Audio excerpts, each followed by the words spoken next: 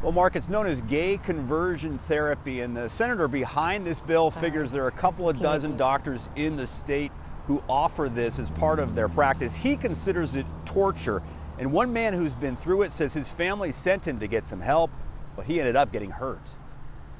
You will do anything to save your child.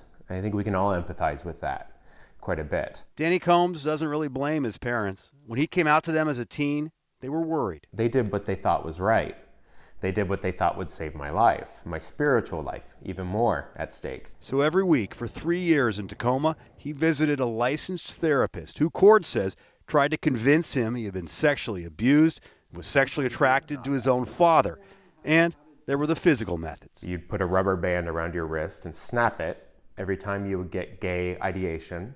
And you put a rock in your shoe, which comes from the Bible, and I forget where, we're taking it for the literal sense here, so that every step you took, you were taking it with pain so that you could then reflect on God. They include things as monstrous as inducing nausea, vomiting, and paralysis while showing children erotic images. This is torture. Democratic Senator Mark Elias says the so-called conversion therapy has been condemned by most doctors, and he wants it considered an act of unprofessional conduct for those who attempt it.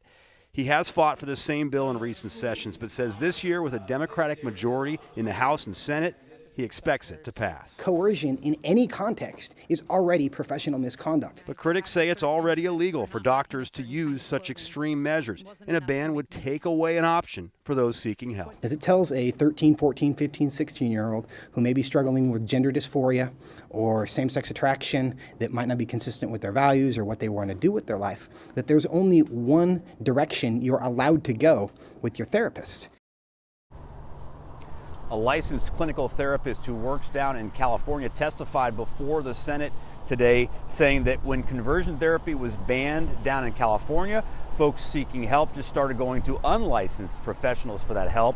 The senator behind this move says anyone who's seeking this therapy is not going to be helped. Live in Olympia, Drew Mikkelsen, King 5 News.